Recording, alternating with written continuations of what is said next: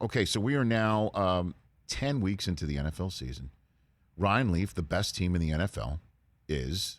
I have no idea. Do you have any idea? Well, correct answer. Yeah, it is the correct answer. I would tell you right now who I think is probably playing the best and who is going to move forward and do some good things. Let me guess. The team that's playing the best football right now and is going to move forward, to me, is New England. That's my answer for you. I think it's the Patriots. I mean, they are playing Isn't that incredible? Incredible football.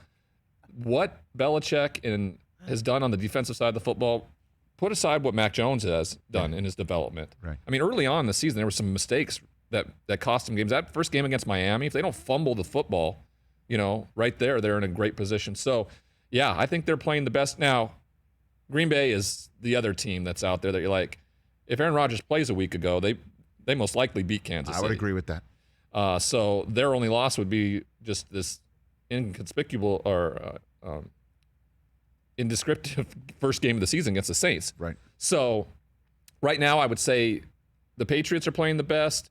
Green Bay, the loss of Aaron Jones could be something, but A.J. Dillon really stepped up on Saturday or on Sunday. Yeah, sure did. And then Tennessee, they just keep figuring it out, but I don't have a lot of faith in it. I mean, a 2-point win against the Saints, against a backup quarterback on Sunday. Well, here's the thing about the Titans, and Mr. Hoskins, if you can put their schedule up. I don't see how many more losses they've got in front of them.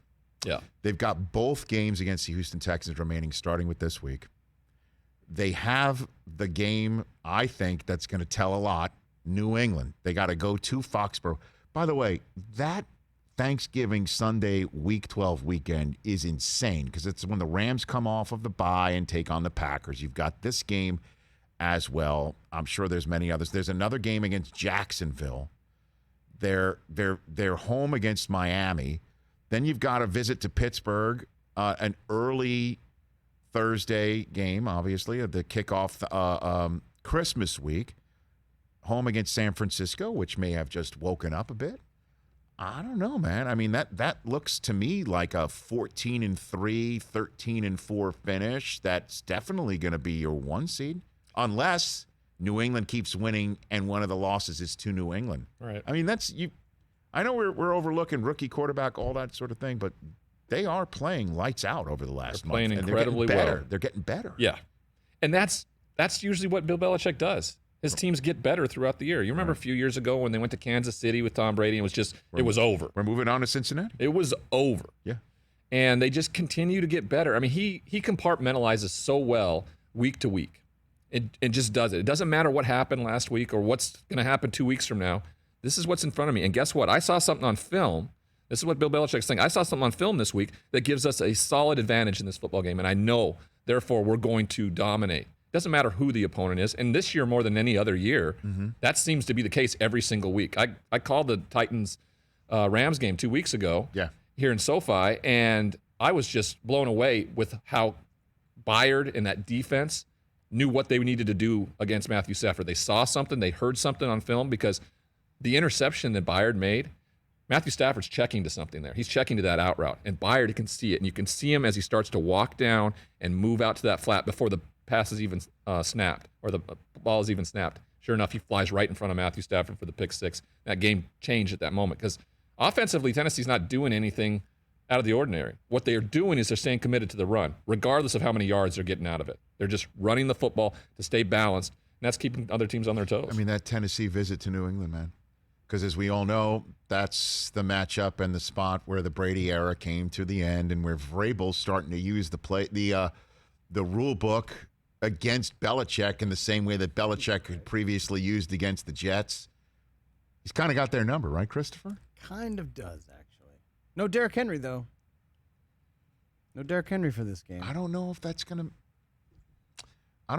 going to matter. I don't trust them. Let's just put it that way. I don't trust them. Maybe that's the only reason why it does matter is because you can't rely on that game-changing, talented player. Especially in the playoffs. MVP is gone. Especially in the playoffs when it is about limited possessions. It's about running the football and being physical.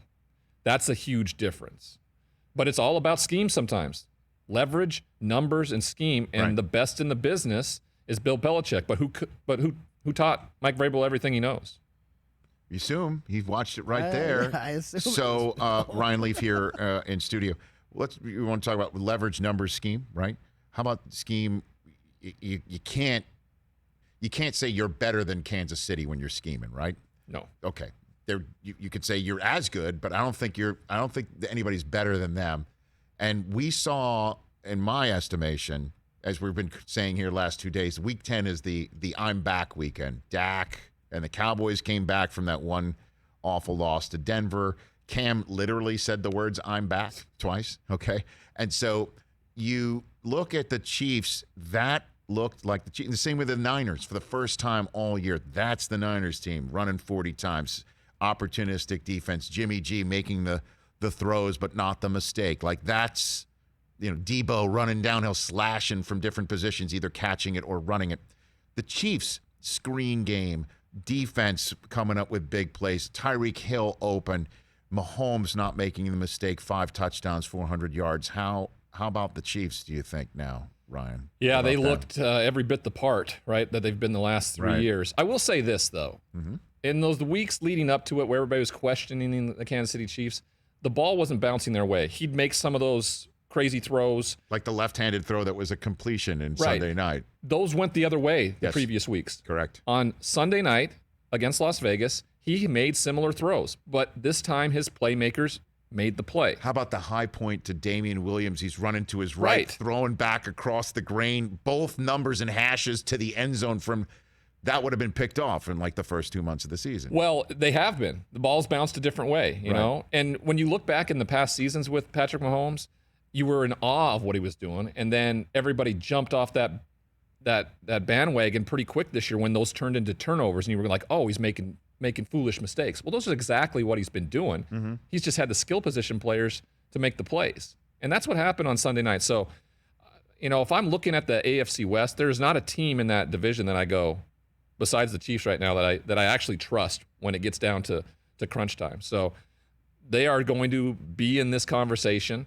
The Chargers inexplicably keep losing games that you're like, why? Well, it seems to me that their big passing game has disappeared.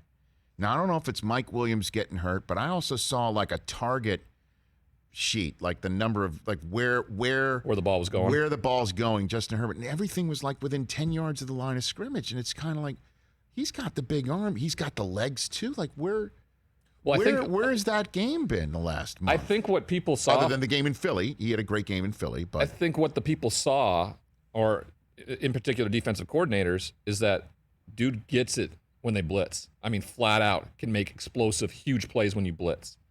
And I don't think a lot of people thought he was capable of doing that coming out of college. And when he showcased that, you're getting a lot of zone defense now, a big umbrella, making him take things underneath.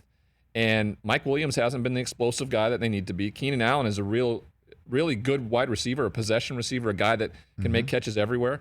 But coaches have really limited him, Justin Herbert, and what he does down the field, because he was held to under 200 yards passing against Minnesota. Mike Zimmer is still a genius when it comes to defensive preparation. No matter how poorly the team plays down the stretch or lose close games, guy can coach up a defense, and they just made Justin Herbert look like normal on Sunday. Hey, you watched all the way to the end. Thanks for that. Watch more right here.